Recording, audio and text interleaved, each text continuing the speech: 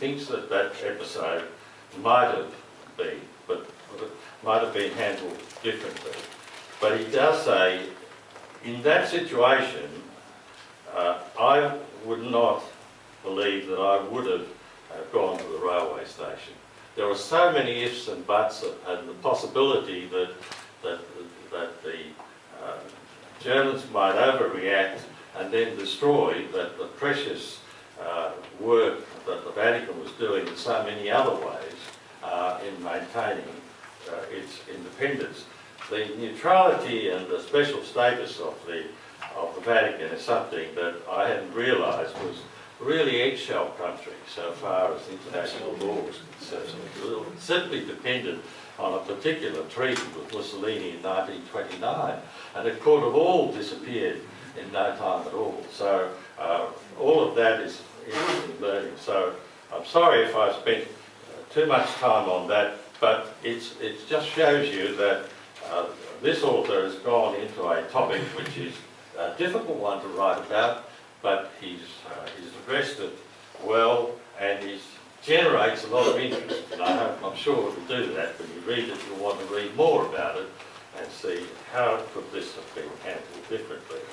Now, there are other chapters which I found very engaging. One was entitled The Canonisation of the Aussie Battler. Wonderful, Mary MacKillop, St. Mary MacKillop canonisation. Describes that with that enthusiasm that we all feel for that great event. Then, of course, there's a chapter called The Pope's Railway. Now, we know all about trains and how the enthusiasm and how at one point the ambassador actually arranged for a train to leave the station with a lot of characters, pilgrims on board, to go up to Orvieto, I think. And the only thing that puzzled me is, why didn't you act as the station master? You had the power to do so at that stage, however. But it was a great event. And then, of course, the chapter on the arrival of Pope Francis is so full of enthusiasm and hope and expectation. And that expectation, which is mirrored in your book, is being sort of upheld in recent days, hasn't it? That's the sort of reports we get on his visit to South America gives us a sense that perhaps, which wasn't the case, I think, in 1939, we have a pope for the times now. Let's hope that's true. And then there's the chapter which is headed Which Way the Vatican. All of this makes for a great read, an entertaining read, a very human read, and one which will delight you. And I congratulate not only the author, but the publishers, and all involved in making this book widely available and opening up so many new interesting treasures for us.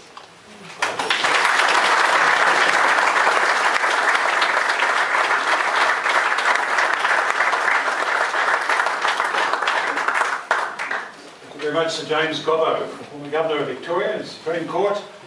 The old Zav's first 8, I might add, about the last time we ever won on the Yarra River, and so many other things. And Lady Shirley, I really appreciate the way that you have gone into that book in a lot of detail. But let me recognise Sister Josephine and the Sisters of St Joseph, who mostly all of them came to Rome.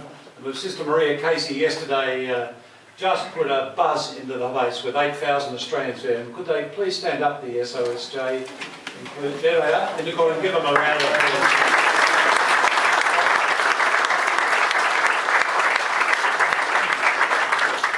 Richard Alston is in the index, but if he reads very carefully on, he'll have to buy a copy. I'm not giving him one. He will come to a very subtle reference from a clash with Alexander Downer, and we all had our clashes with Alexander Downer, I can assure you. Very Reverend Canon David Richardson up the back there somewhere perhaps, and Margaret due to join us, and they were great friends in Rome.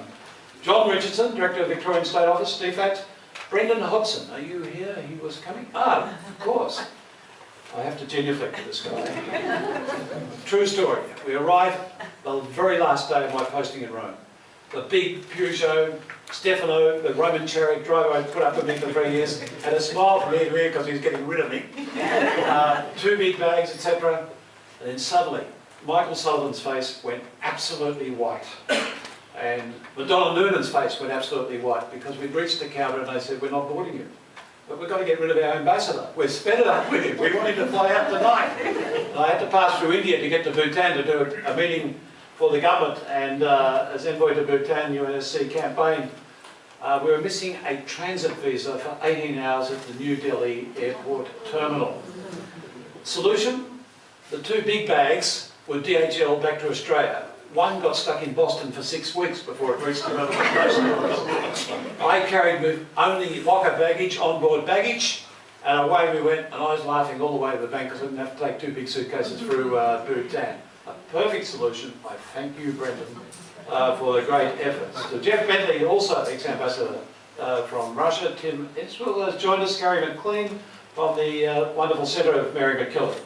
Minister Tony Piccolo from the South Australian State Government has come across, but above all else to Lena, Cultural Officer, and your team and the sponsors. Give Lena a round of applause, ladies and gentlemen.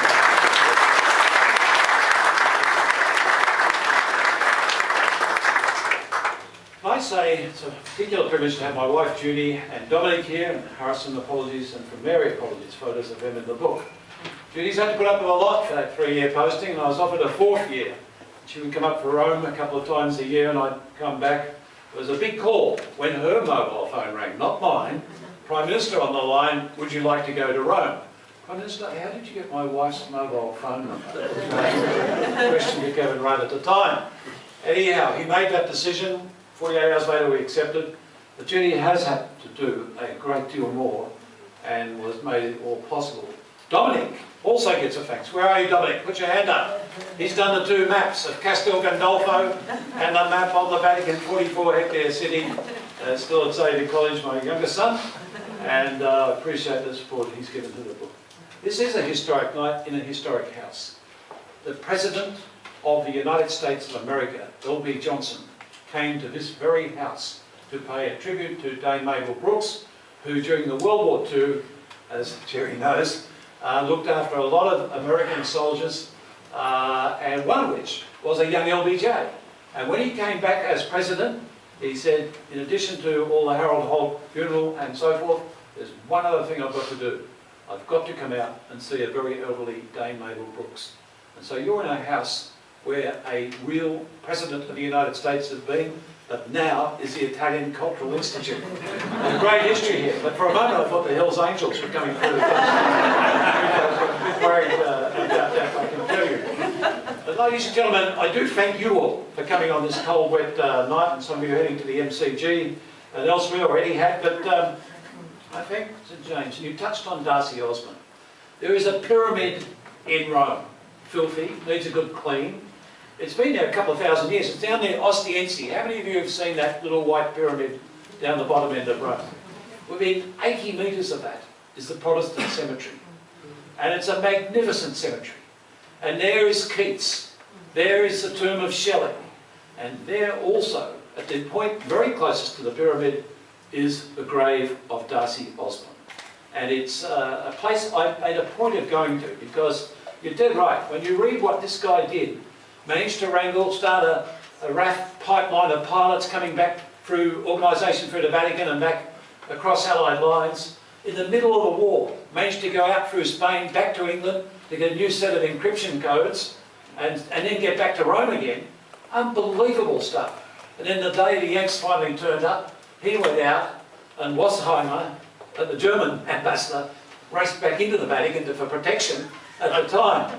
There's a history. There was the German ambassador, Weisheimer, I think you pronounce it, son, who was president of Germany when the Berlin Wall came down and unification took place. So it's a hub of Rome in so many ways.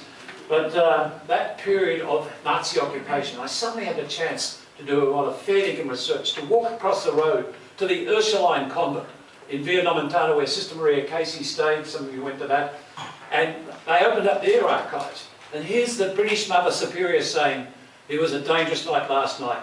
The SS were at the front gatehouse. They occupied the front gatehouse. Suddenly we realised we had to disguise the amount of food we were bringing in for the 100 Jews in the basement, because the SS would work out we were receiving more food than we should have been, and they would have raided and we would have all been shot dead. And that is the bravery of these Ursuline sisters in this giant building, who grow all their own vegetables during the war, who narrowly missed being bombed because the rail tracks were near there as well, and very brave people. But equally, Barney Swartz has got to be excited about that chapter, and so read The Golden Age tomorrow, or Sunday, or Monday, and there will be, Craig Simon would understand yet another altercation with the Jewish community on matters of debate, but it is something more than that. I think, let the story be told fairly. Let credit be given. Yes, perhaps more could have been done on the one hand, but several thousand Jews were saved from Auschwitz, were saved from death, and it was a pretty tough time, because what you don't know, another twist, Hitler, right towards the end, began to draw up plans to invade the Vatican. And the Pope Pius XII wrote, if I get killed, you have to reconvene a conclave in Spain, and the Vatican will carry on there till the end of the war. Luckily, Hitler ran out of time, Battle of Monte Cassino. Americans, Kiwis came up. Kiwis have no reverence for the monastery of Monte Cassino. They actually blew it up to smithereens. But they got all the paintings out beforehand.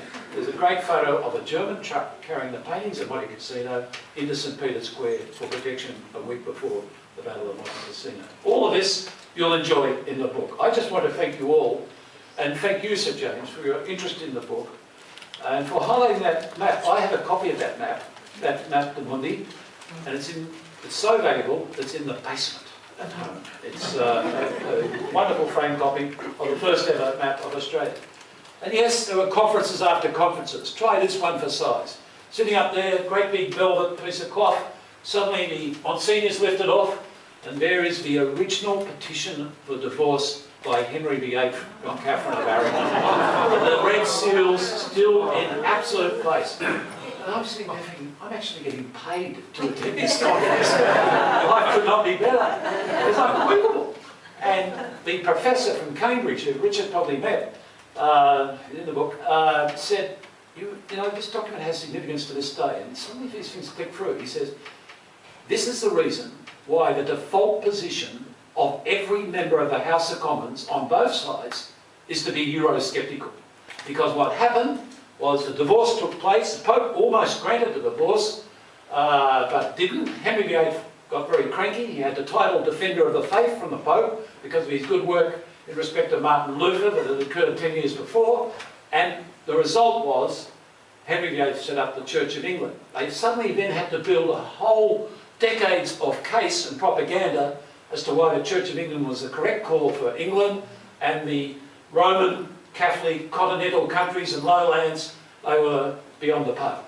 And they had to build a case against Rome for centuries.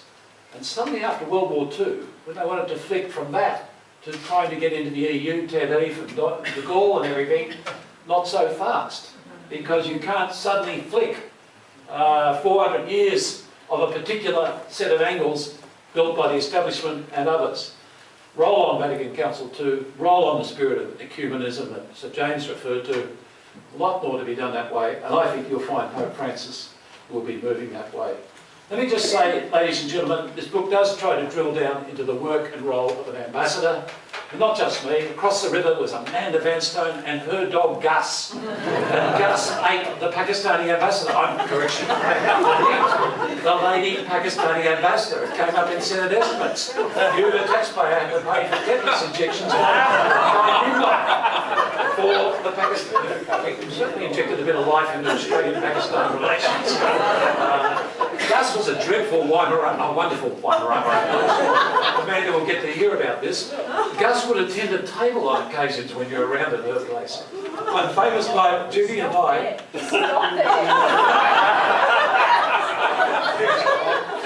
we invited Gus over for dinner, and Gus's owners, so Tony and Amanda rocked up. Don't underestimate Amanda. She saved one Australian company $18 million through dint of knowledge, representation, knew the correct person to go and see, and saved that company that amount of money. And she saved us $500,000 in getting an extra trench down the street to get a new computer, extra power into our computers. Followed by David J. Ritchie, whose wife Janelle Bonner was my chief of staff after Craig, and David's done a very professional job. You know, so you take things for granted. The night the captain of the Costa Concordia got excited about waving to his mate on the beach and managed to hit 2 rocks that had been on every map of the Mediterranean for 500 years, 32 people lost their lives that night. By midnight, we had consular staff moving up the coast. By dawn, hanging an Australian flag outside a coffee shop, emergency consular centre, helped by an Italian family, wonderful people. And by lunchtime on the Saturday, 21 of the 23 Australians, because we had the manifest, because the Deputy Consul General knew the Deputy Harbour Master of Chinavecchio, and so you get these things, we had accounted for 21 of the 23. And all their passports were still on the boat with the registrar, so we started reissuing the passports and things like that, what the consular staff did. The other 2 were 2 80-year-olds. And about 4 o'clock, they wandered in. I said, this has been the most exciting day of our lives. We decided to go off and have a long lunch. We could see the Australian flag. We knew you'd wait for us. So they sort of waddled in, and we gave them passports. And don't think you can get away with not paying the loans of emergency $1,000 amounts that are handed out, because the backpackers in your family, when they try that trick, 5 years later, they've finally got a decent job, they're about to back up again. As John Richardson would remind us, you won't get your passport renewed unless you've paid off all existing loans. Very good move by DFAT.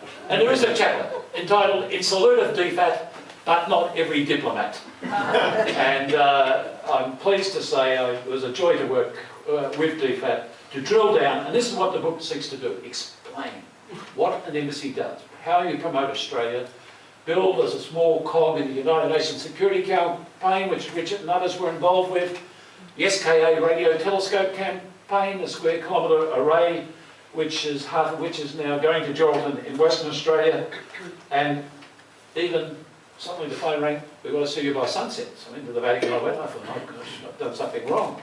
And it was the Deputy Prime Minister equivalent, Cardinal Filoni. Here is a list, Mr. Fischer. The Pope would like you, the Australian government, to consider granting visas for these Christian bomb victims from Baghdad, Iraq, when 50 people were killed in a church on a Sunday afternoon. These are the ones who survived, who came through to the Papal Hospital in Rome. Would you consider helping them to reunite with some family support in Sydney and Melbourne? And I related through, and you'll have to read the book, but I tell you this much, Canberra agreed. And so these people came through the front door. And don't underestimate the number of people that Australia have taken by way of refugees and migrants over the years through the front door.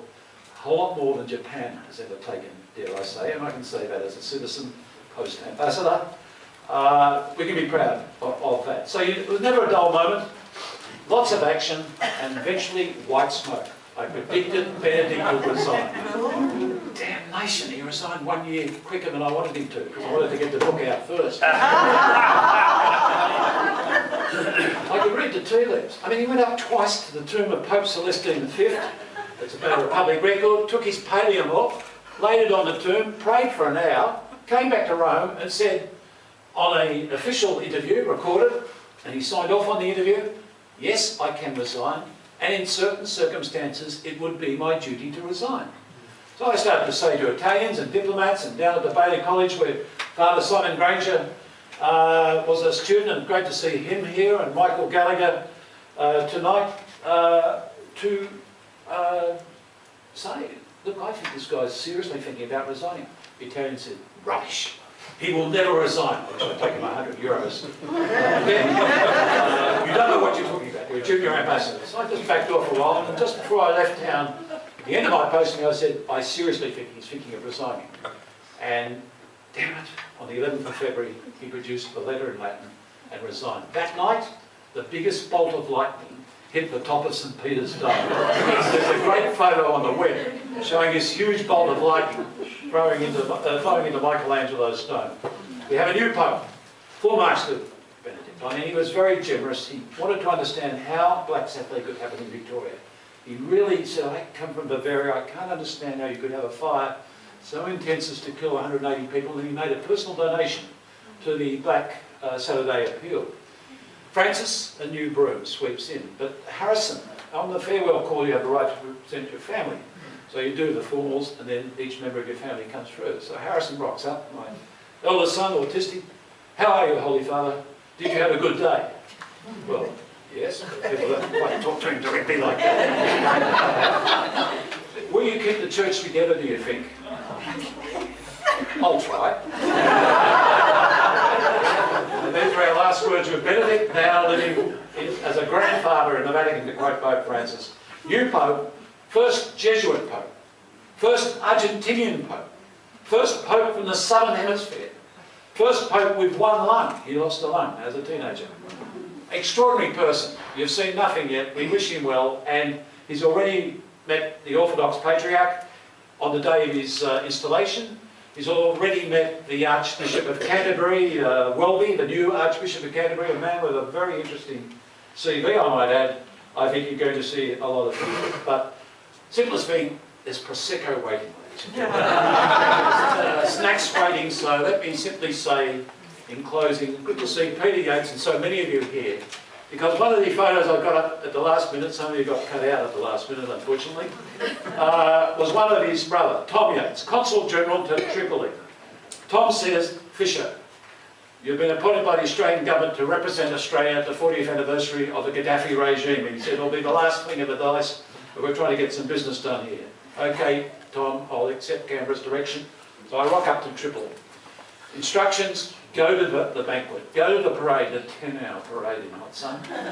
Go to the banquet at midnight, do not shake Gaddafi's hands, do not get photographed with Gaddafi. So I sort of was in the official proceeding line. Stay close to me, Tom, I'm getting bloody close here. Fortunately, Gaddafi got into a deep conversation with the President of Sri Lanka. Thank God for the President of Sri Lanka to allow me to go straight around the side and head straight to the lobster and shout.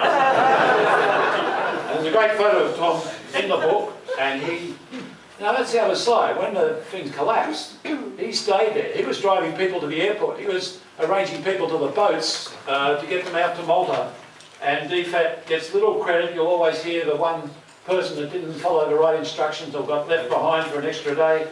Thousands got out of Lebanon in 2006, out of Libya in 2010, as a consequence of some very smart footwork by defence attaches, and by the Department of Foreign Affairs and Trade. You're going to have to buy the book to read all of this. Can I just, again, thank you on this busy Friday night, say to you that it was a great privilege to represent Australia and the Australian government to the 44-hectare nation city state of the Vatican, and the 50 hectares up at Castel Gandolfo where the Pope has a few cows and chooks.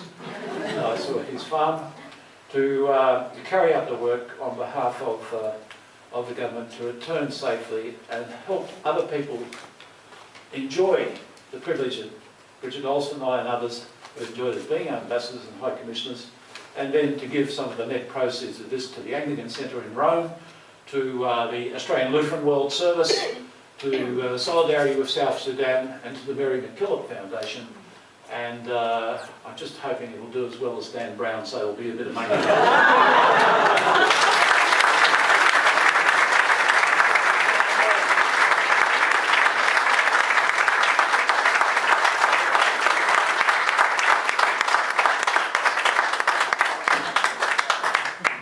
Thank you. Since Prosecco is being mentioned, there is Prosecco, not champagne.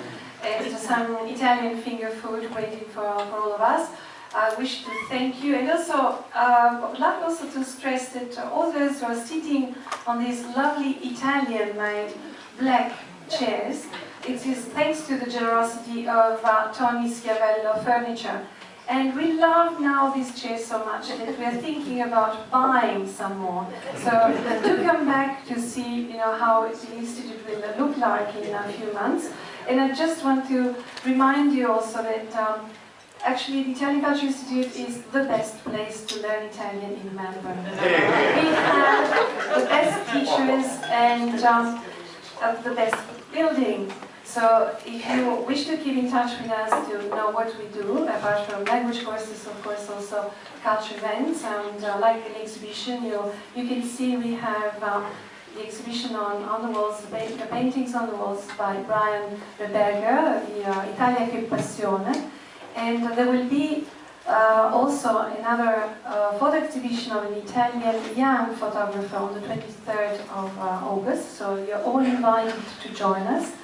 And another event I would love to invite you is for Monday, the 12th of August at 10:30, coffee with an Italian journalist from Milan. Her name is Lorella Zanardo. The talk will be in English, and she's here in Australia for the first time to present her provocative documentary. It's only 20 minutes documentary, subtitled in English, and it is very interesting because it's a sort of reaction to what women have been portrayed for the past 20 years in Italy in state and commercial TV channels. So it will be quite an interesting discussion, and you're all invited. So I don't want to keep you waiting for longer. Thank you for coming, and before we move the chairs away with some of your help, please, I just wish you to have a very pleasant rest of the evening. Thank you. Thanks,